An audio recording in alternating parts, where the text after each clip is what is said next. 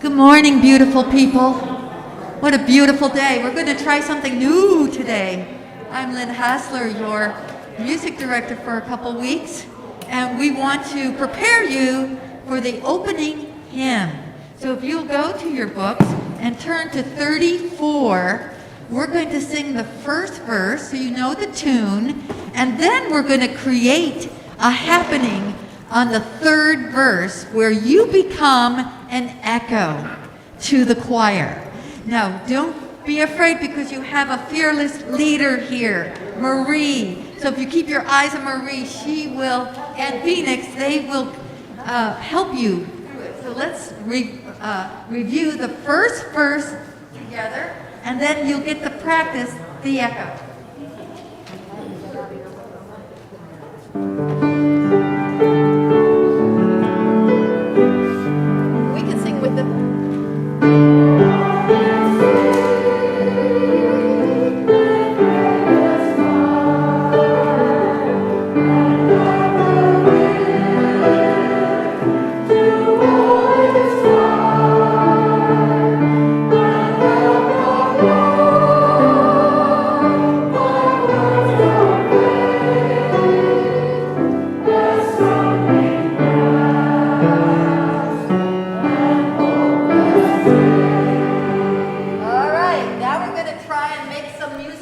So the choir will take the first and you will be the echo. Here we go, and choir harmony. Third verse.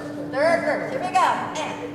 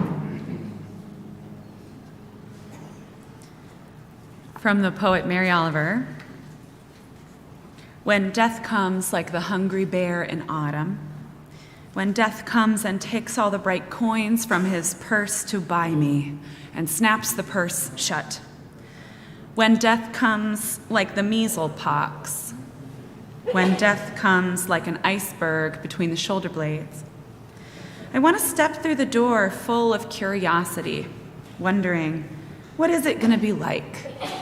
That cottage of darkness.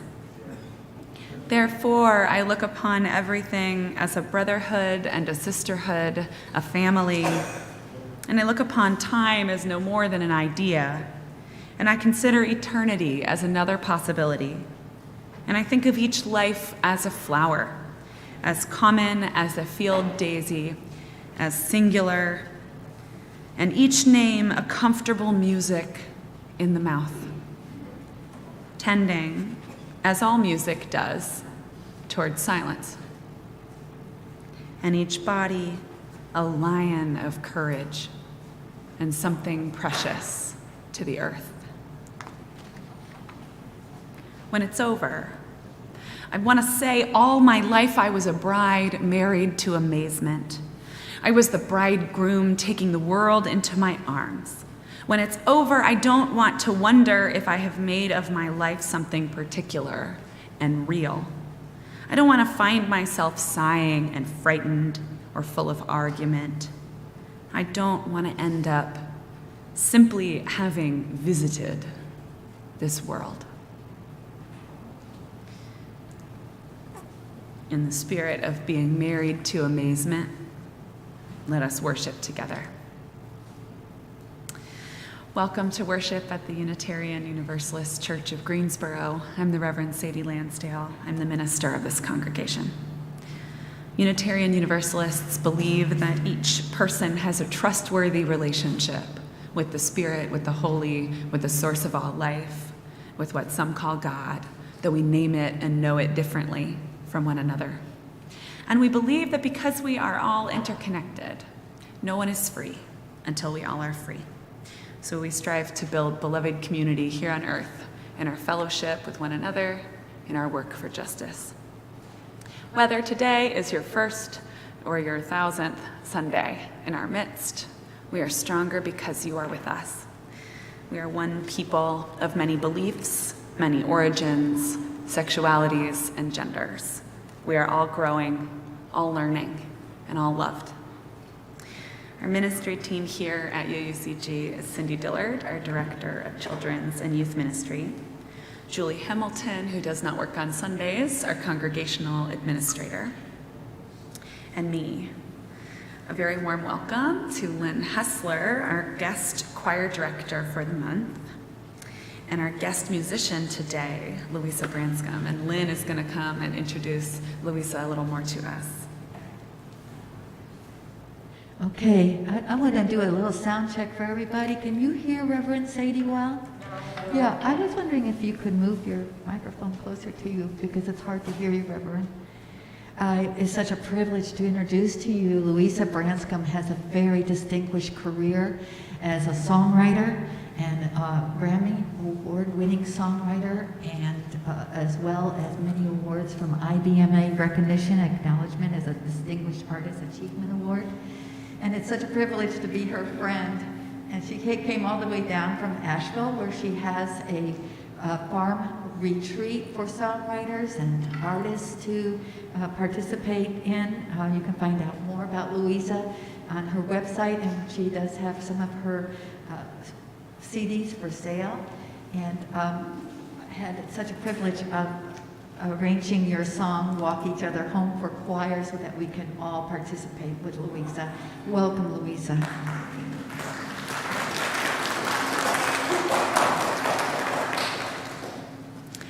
Should you have your phone on, making noise? Should you take your mask off? Wow, great. If you have a joy or a sorrow to share,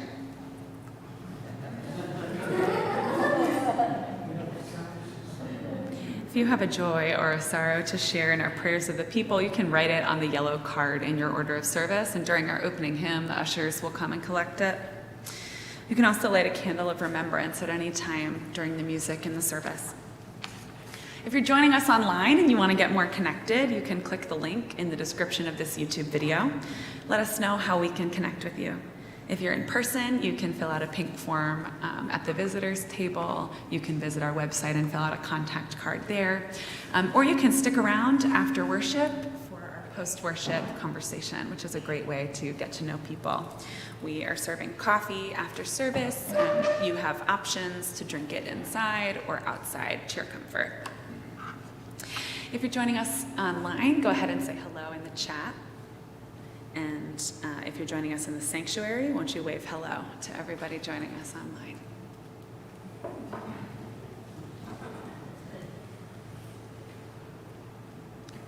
My name is Francesca Ball, and I'm a member of this congregation.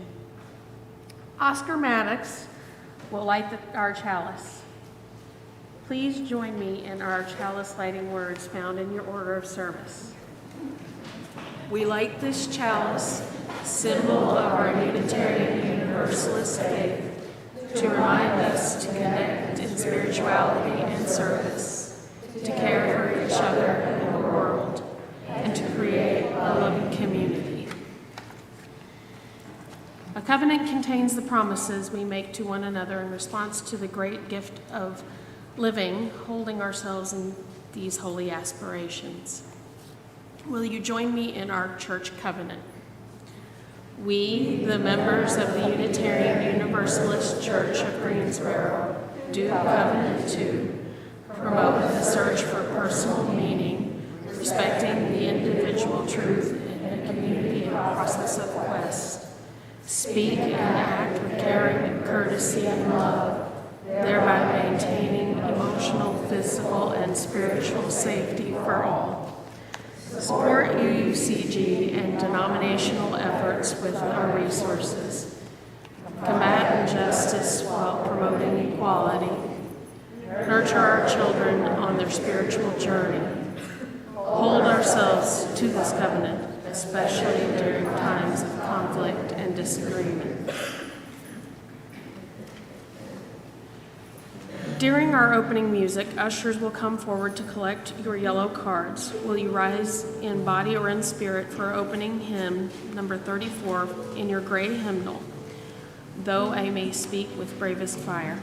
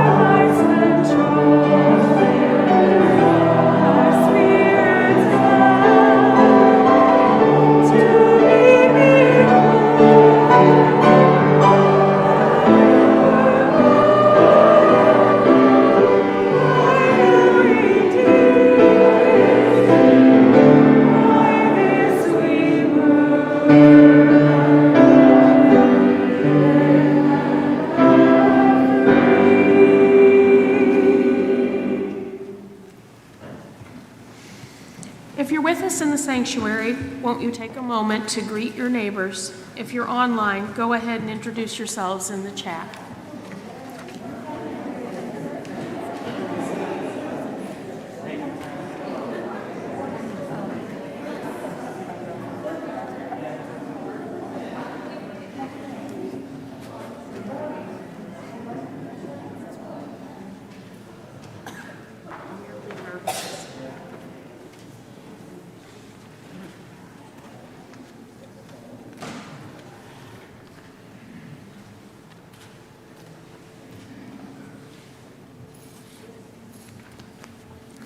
how beautiful it is to be together.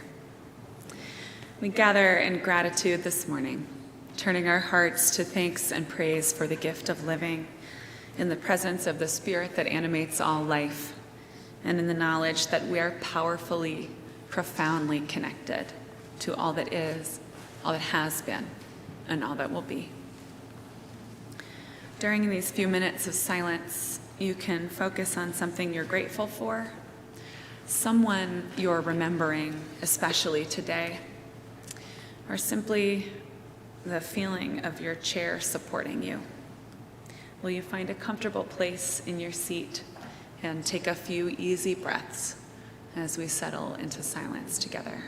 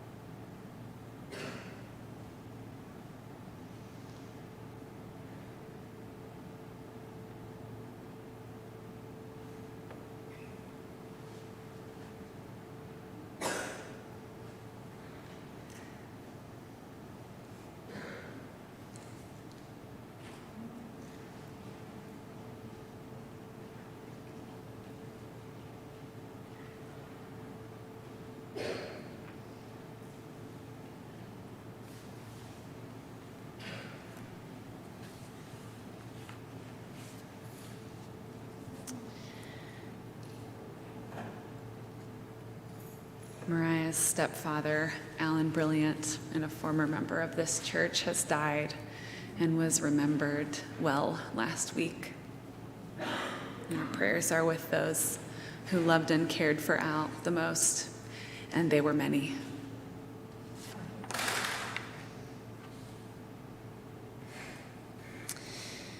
The Maddox family celebrated Oscar's 11th birthday on May 30th, Leo's 9th birthday on June 3rd, and Fern's graduation from kindergarten. And Maddox family, we rejoice with all of you. Justin and Chad are excited to announce that their dog had her puppies, and they are proud granddads. If anyone wants a puppy, call Justin. You can find his phone number in the church directory. Justin and Chad, we rejoice with you. I invite you now to offer the names of any of those people on your hearts, living or dead, near or far, that this community might hold them in prayer and in love. If you're joining us online, you can type them in the comments. You may speak them now.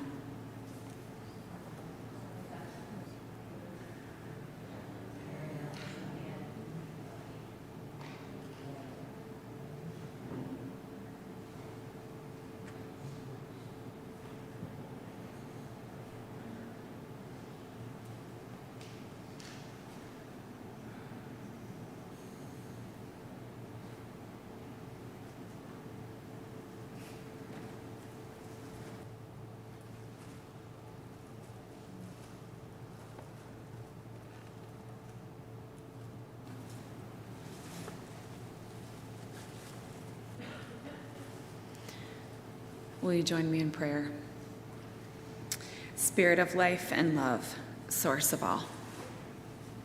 As the poet says, when it's over, I want to say all my life I was a bride married to amazement. I was the bridegroom taking the world into my arms. When it's over, I don't want to wonder if I have made of my life something particular and real. I don't want to find myself sighing and frightened or full of argument. I don't want to end up simply having visited this world. Help us to know our longings as a holy presence. Help us to let it in, let it in, let it in. Help us find the courage, that place in the heart, to seek ever more love, to be filled with it, so that we cannot help but share.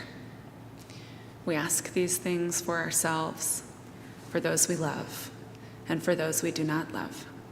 Amen. In our singing meditation, we sing the things we can't often say, our prayer and our yearning, our heartbreak and our hope. Stay seated, sing from your heart after me. What we need is here.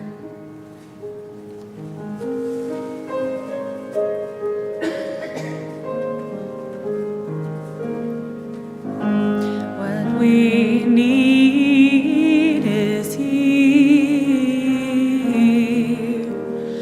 What we need is here. What we need is here. What we need is here. What we need is here. What we need is here. Real quiet. What we need is here. What we need is here. Louder. What we need is here. What we need is here.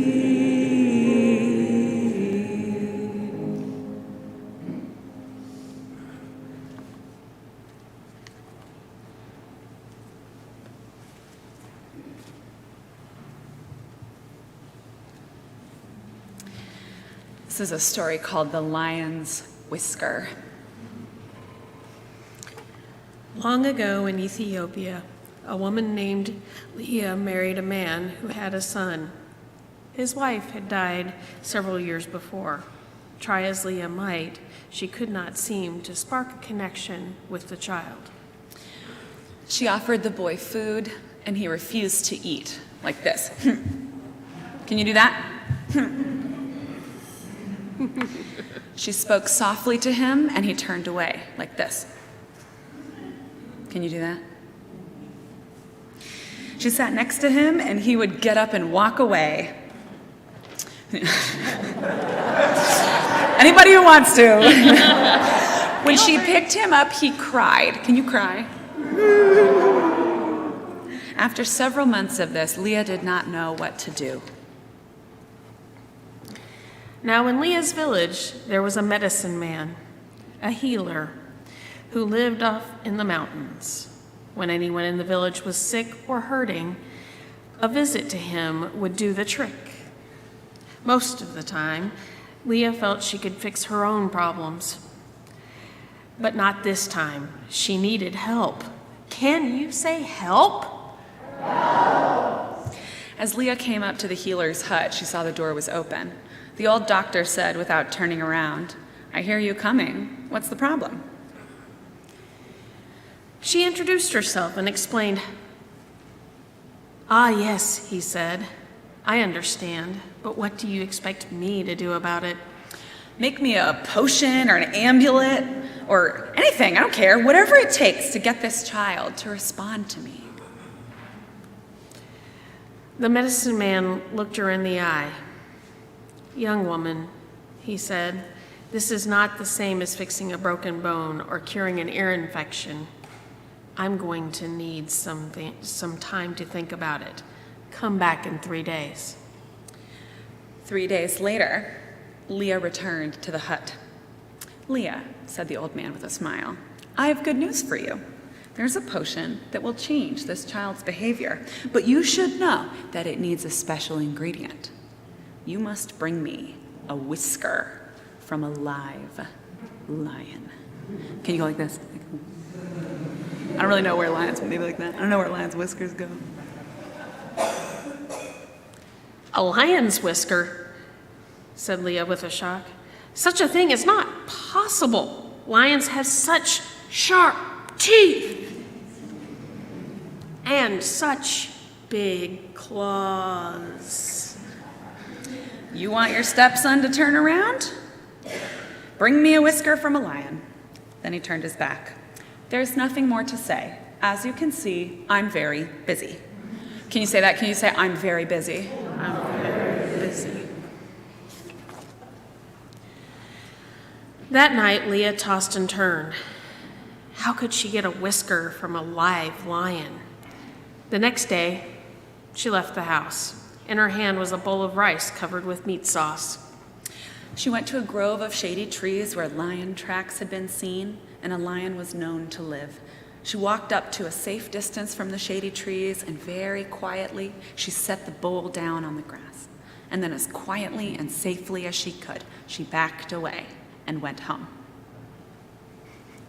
The next day, at the same time, she took another bowl of rice covered with meat and sauce to the cave. When she saw that the old bowl was empty, she took it and put down the new full one. Again, she left quietly. Every day she did this. Months went by. Leah never saw the lion, but she knew from footprints on the ground that it was the lion who was eating her food. Then one day, she noticed the lion's head poking out from behind the very same trees. Being sure not to look the lion in the eyes, she stepped very slowly to the same spot as always. She put down the new full bowl of food, picked up the empty bowl, and stepped away. Day by day, the lion's head poked from behind the trees that were closer and closer to where she set down the bowl, until one morning the lion was sitting next to the empty bowl, waiting for her. This time she sat and waited while the lion ate. When he was done, she petted its thick fur, just like a house cat. She looked into its gentle lion eyes and saw that it now trusted her. Actually, she thought, it's a rather friendly creature when you get to know it. This went for a while until finally Leah thought the time had come to see if she could get the whisker. The next day, she brought with her a small knife. After she set down the bowl of food and the lion allowed her to pet its head, she said in a low voice, "Oh, dearest lion, might I have, please, just one of your many fine whiskers?" While petting the lion with one hand, she quickly cut off the whisker with the other, careful not to hurt the lion in any way.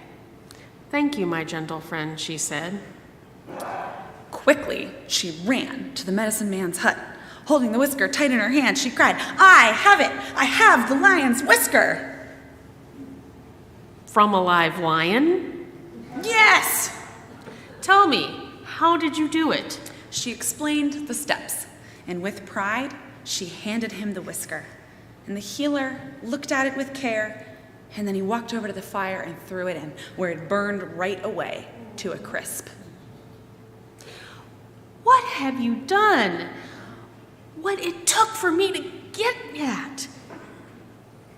Can you shout, "What have you done"? "Leah," said the old doctor softly, "you don't need the whisker. Tell me, is this child really more dangerous than a lion?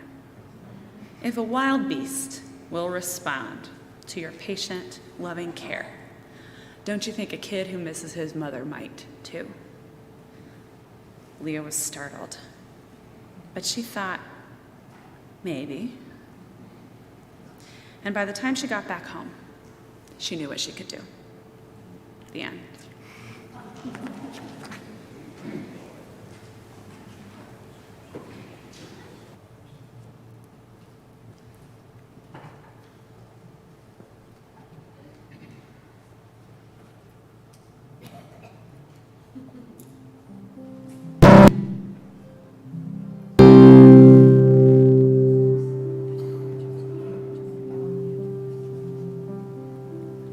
Check 1, 2. Okay. Good morning, everyone. Thank you for the privilege of these moments with you.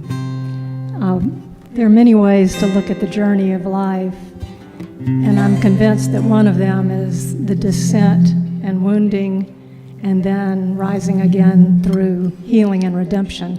And every time I look at what the core element of the healing side of the journey is, it looks to me like it's human connection. This song is one that came out of the experience of a tornado destroying my farm in 2011. And 4 years later, after cleaning up 75,000 trees and fences in my home, I was sitting on the hill, now devoid of trees except one little pine tree that I had hoped to save, but it had no branches and it was struggling. And I thought, what can redeem all of this destruction and all of the people that were killed in that tornado? As I looked at that little pine tree, and I thought of this Ram Dass saying, we're all just walking each other home.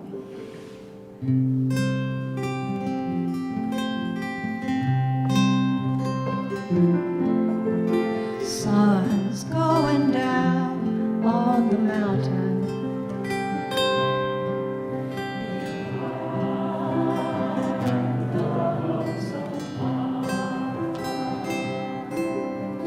Days go by too fast for the counting.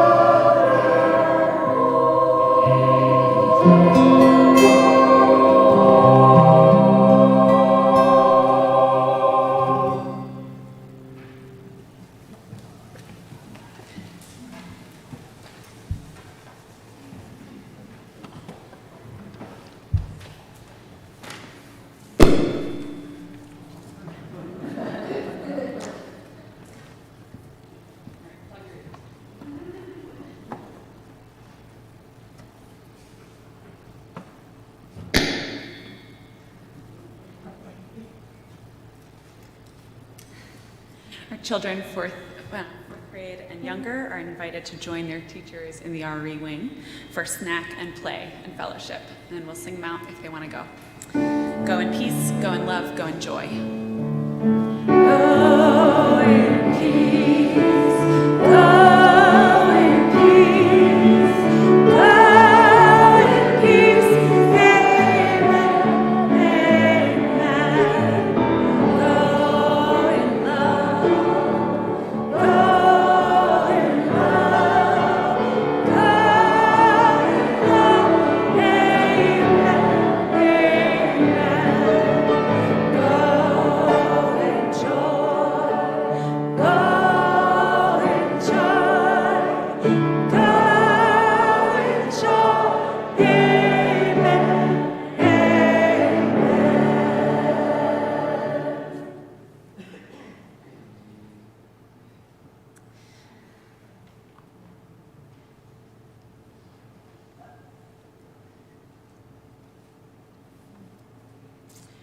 As Leah learns through the process of earning the lion's trust, there are relationships that take a lot of time and effort and courage.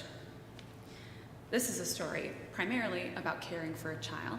And when you are an adult caring for a child, you're not spending a lot of time thinking about if you're going to cut and run and if staying to care for the child is worth it. It's not really that's not the negotiation. But in our mutually and freely chosen adult relationships, that is on our minds. In our romantic partnerships and also in our most emotionally intense friendships, we do choose how we love, how or if we will continue to love.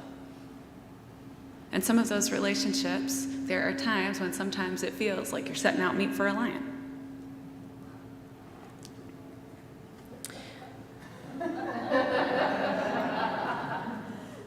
Stepping in the long tradition of unmarried clergy people commenting on this sort of thing.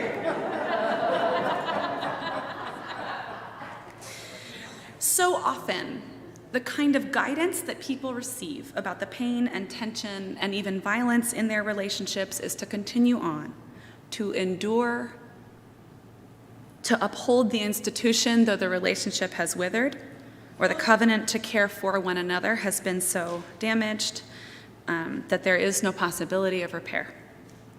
You will not hear such guidance here. If your actual safety is in danger, you will never hear any encouragement from me to stay and try to work it out. We don't want to be lions to each other. There is tenderness and mercy available to you. If you fear that you are putting someone else's emotional or physical safety in danger, that's something to seek help for as quickly as possible. We don't want to be lions to each other. There is tenderness and mercy available to you, but there are no excuses. So setting aside these important questions of violence, we'll tackle commitment. I've officiated a bunch of weddings recently. And at these occasions, I hear two contradictory messages that I find completely unhelpful. One, people say marriage is work, and they say it like this, marriage is work. You might think you're happy now. Boy, are you in for it. Like that kind of attitude.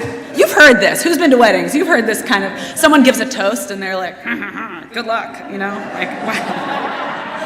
The other thing people say is, you two are perfect for each other.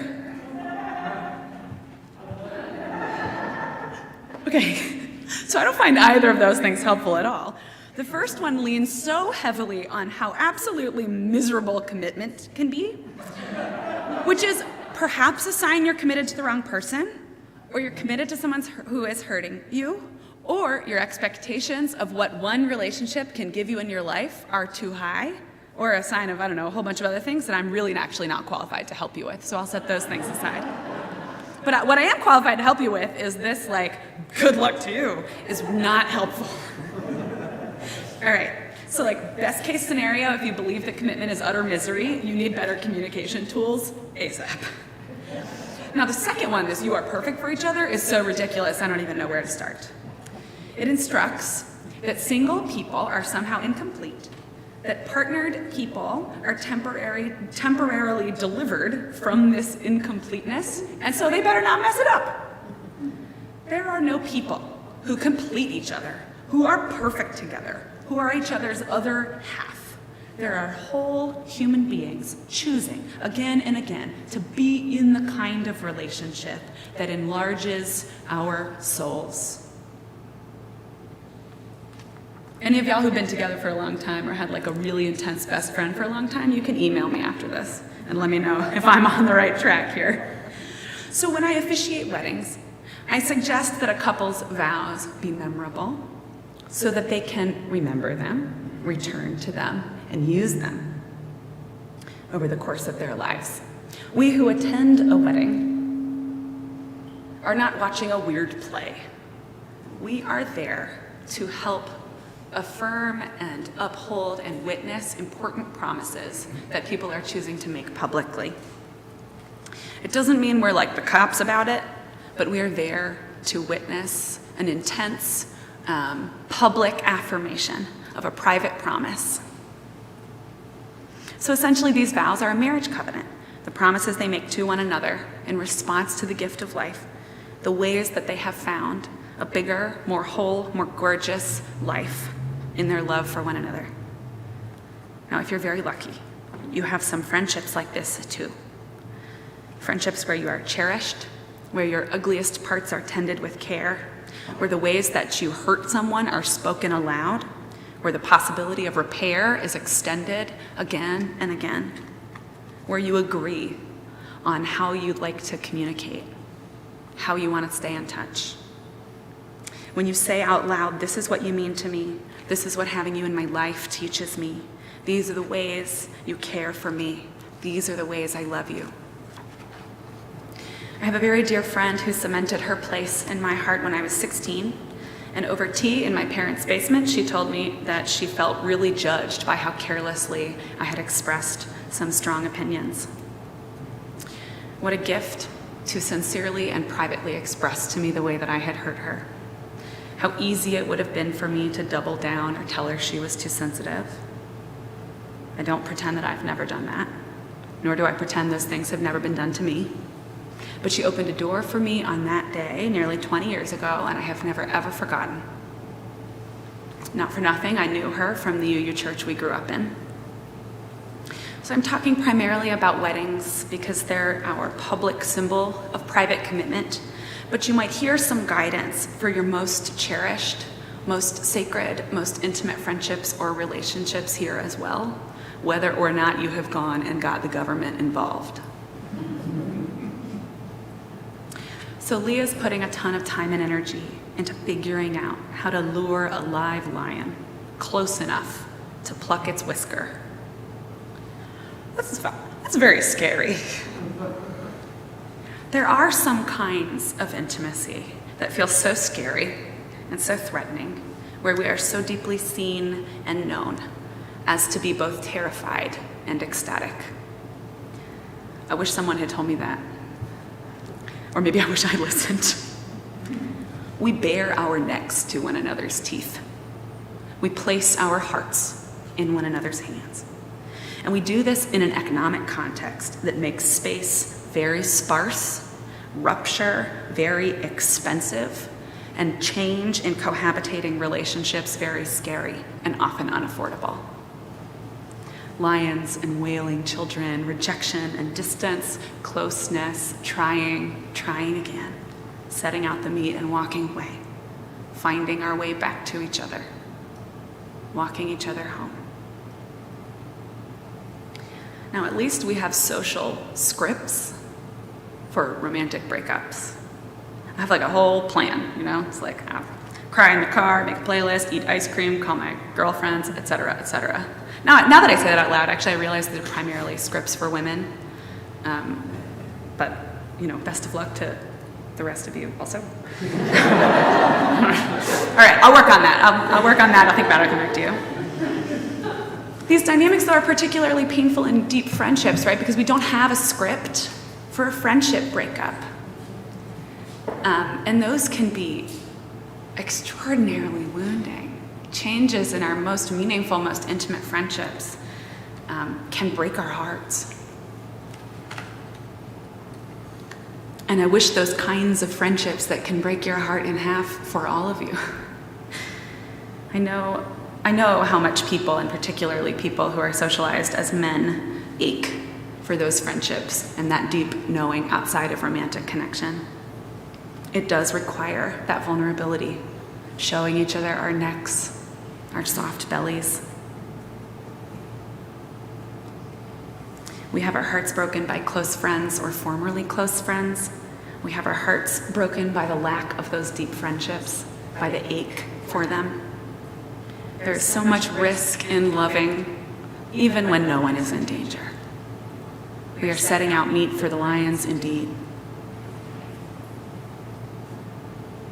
In these risky relationships, some romantic, some not, we might experience a divine patience, a holy kind of care, in which the howling child in each of us is safe to explore connection, in which the great wild cave-dwelling beast in each of us creeps out for me, offers the whisker freely for the flourishing of the other, and purrs with delight.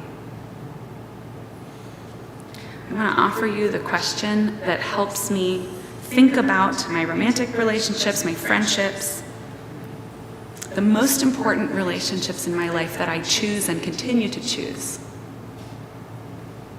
This is the faithful question, where I allow my religious tradition to speak to the deep caverns of my heart. And the question is this: does my love bring more loving power into the world? Does my love bring more loving power into the world? Not is it easy, not is it perfect, not does it feel good all the time, not does it feel bad all the time, not is it a promise I made so I better honor it no matter what, but this: does my love bring more loving power into the world? The Universalist preacher Clarence Skinner wrote in his 1915 book, The Social Implications of Universalism, how to transform this old earth into the kingdom of heaven. That's the primal question. His conclusions were that everyone should do it his way. And I think we've moved past that. The question remains, though, the center of our lives together: how to transform this earth into the kingdom of heaven. Our faith teaches us that the relationships to invest in are the ones that bring more loves into our lives, that transform us into builders of the kingdom of heaven. Now, sometimes that means from afar. We are not obligated, each one of us personally, to set out the meat for every lion, to offer the patience and the tenderness and the steadfastness and the forgiveness and the mercy and the care and the grace, in the hopes that they will come to us, sheathing their claws and their sharp teeth, or softening their predator's gaze. Every week, we ask for peace, or courage, or tenderness, or mercy. We ask these things for ourselves and those we love and those we do not love. I have jokingly referred to the universalism loophole, which is God love them so I don't have to, when it comes to people that I find particularly challenging. But there is a deep, deep sincerity in this old universalist message, which is this: you and I are not the source of divine love, divine forgiveness, divine patience, or divine mercy for every person. We just work for it. Some of us in our free time, some of us in our day job. You work for, you live your life in service to a source of patience and mercy and grace that is bigger than you, but you do not have to wake up every day and generate it for the whole world. And what a relief. I will tell you that I personally am not capable of doing that. And if any of you are, please make an appointment to speak with me immediately. We're accountable to the big love, the birthright of every human being, the source of our inherent worth and dignity. We are responsible for trying to build the beloved community, our kingdom of heaven on earth, to build a world where everyone's needs are met. Certainly, people need safety, a home, a second chance, mercy, forgiveness, and a place to change. But you and I are not the sole source of any of those for any person. Any people in our lives who have hurt us. And thank God. Sometimes, as I know that some of you know from the story of your own lives, the most loving act is to walk away, to transform the relationship into something new. In this way, I think divorce can be a really loving act, actually. Choosing freedom for the sake of mutual thriving can be a final act of love. So this is the freeing question. This is the faithful question, the covenant question. Can this relationship this romantic commitment, this deep, deep friendship, does it bring more loving power into the world? Or even like this, how can this commitment bring more loving power into the world? Through the challenges it offers me, through the mirror it holds up to my own issues that would follow me anywhere I went, through the peace and deep joy and security it offers, through the companionship I cherish, through the ways that I am challenged, the ways I am encouraged to grow and to explore, the ways that I have to account for my own feelings and my own experience of the world and do the work of separating those out from someone else's responsibility. All of those are ways that our most important, most personal connections can bring more loving power into the world. No one's free until we're all free, says civil rights giant Fannie Lou Hamer. Now, what this also means, shouting through the ages, is that you being free makes me freer. Your love out loud, your challenge to toxic relationship norms, your experimenting with the kinds of commitments that grow your soul, those embolden me.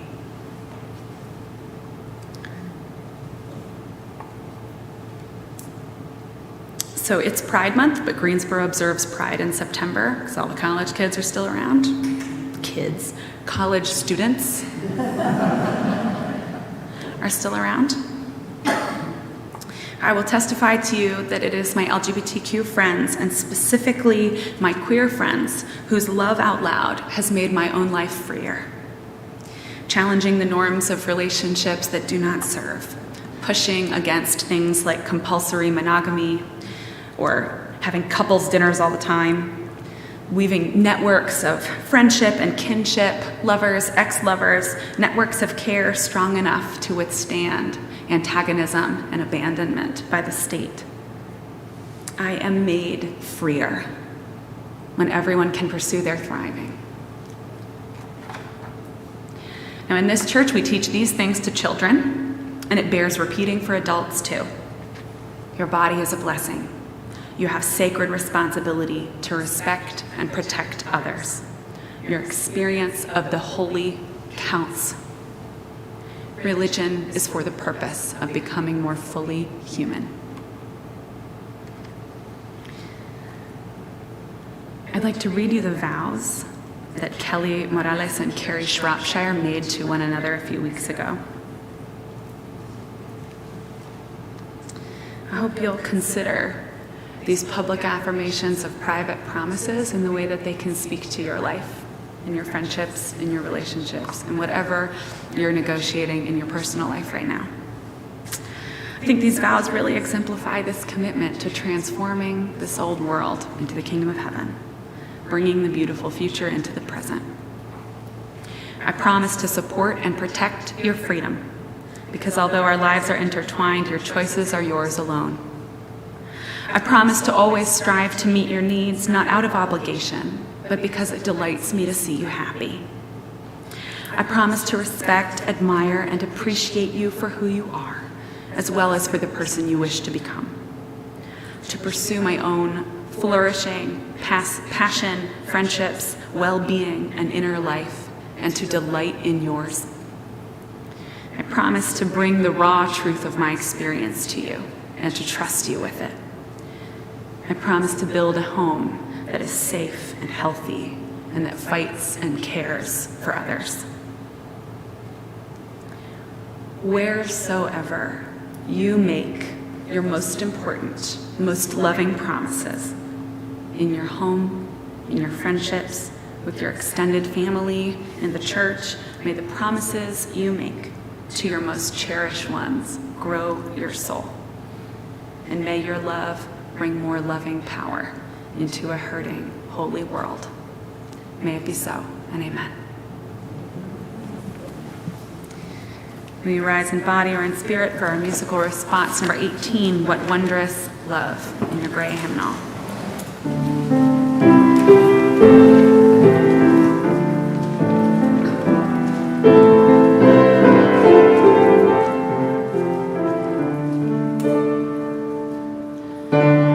Wondrous love.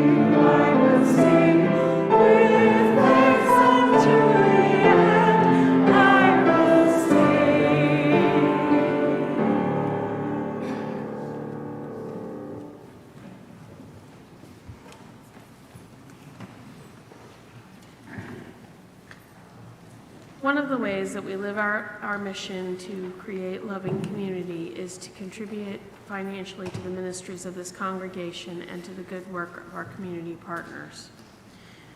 One of the ministries of this church is our Minister's Discretionary Fund, which is available to anyone in a tough spot.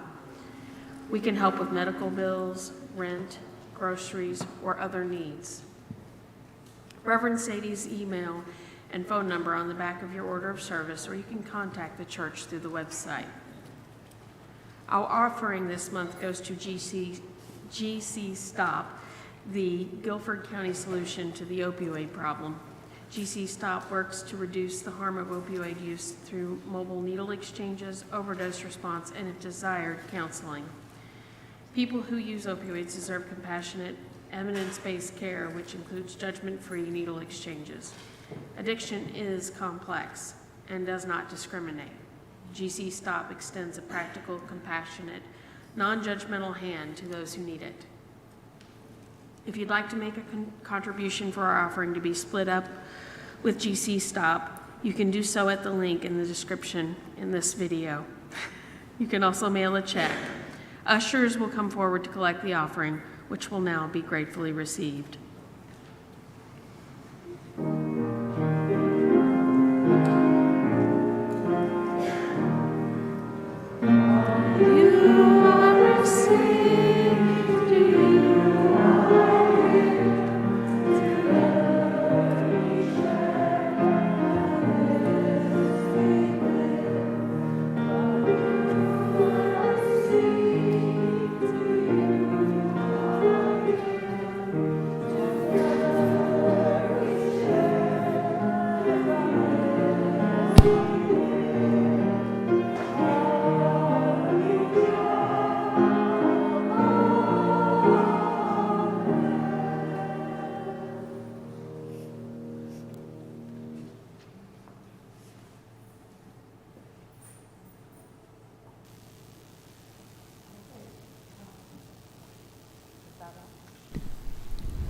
For the last couple of years, more than any time, I've been that question that Reverend Sadie mentioned, how do we transform the world into the kingdom of heaven, has been haunting me. And then I saw a polar bear, and even though the glaciers were melting, the polar bear swam for 2 days to find a little piece of ice. And then I saw a little girl in Ukraine, and she was 7 years old, and she was in a bombed-out basement with everyone wounded and hungry, exhausted, and it seemed like nothing was left in the way of hope. And she stood up on a chair and sang the anthem of Ukraine. And after 3 years, then I knew the song I needed to write. Maybe turn my guitar volume down a little bit, Nolan. Please. Thank you. All right, thank you. A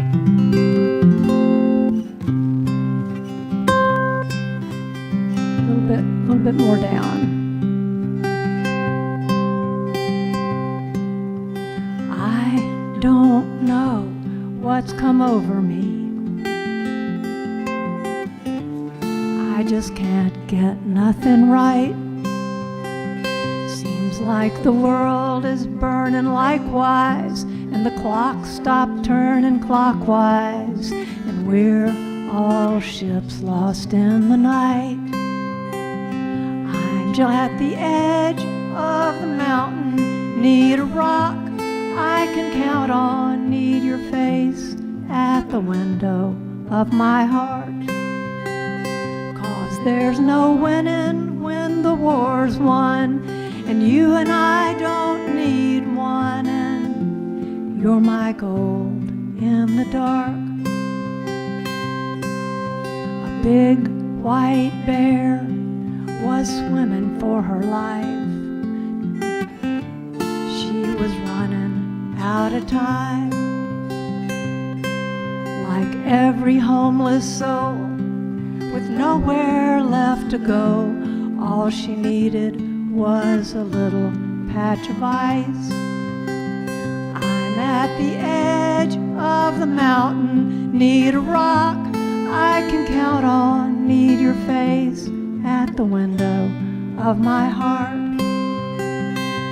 'cause there's no winning when the war's won, and you and I don't need one. And you're my gold in the dark,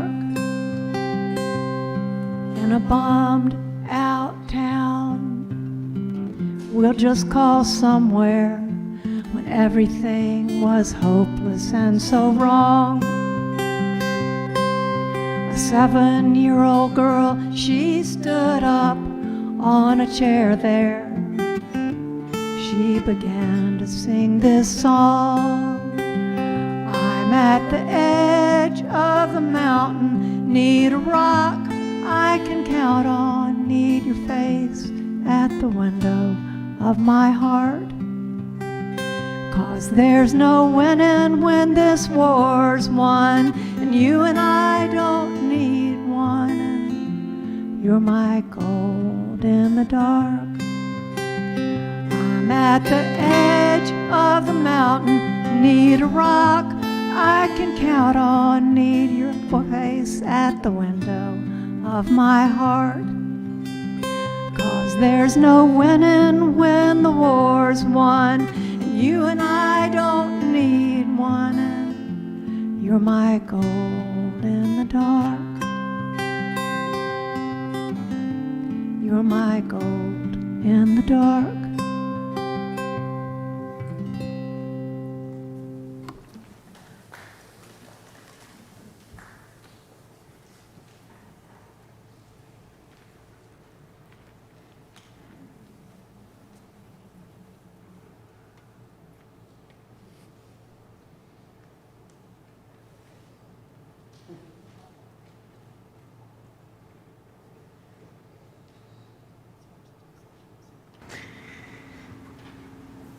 Will you join me in our chalice extinguishing words? We extinguish this flame, but not the light of truth, the warmth of community, or the fire of commitment. These we carry in our hearts until we are together again.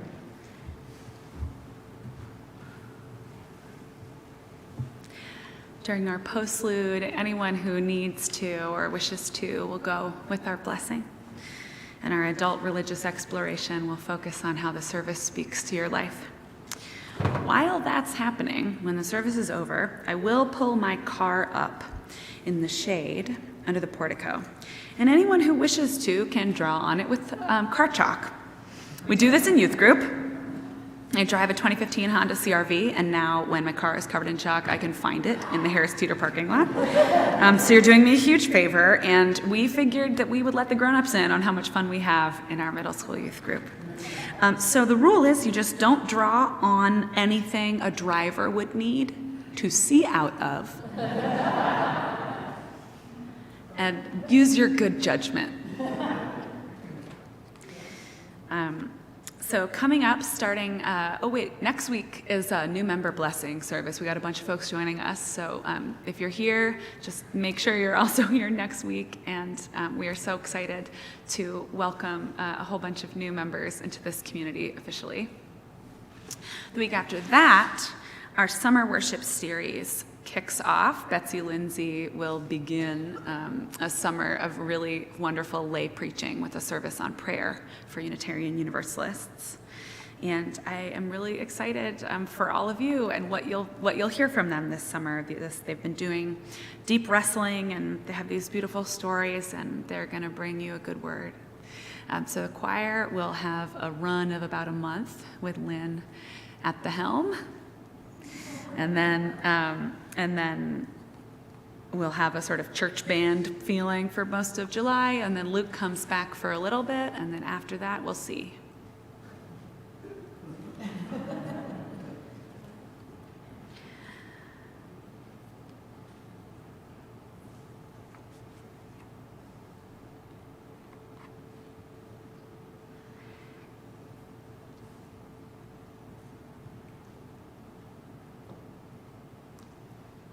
Carry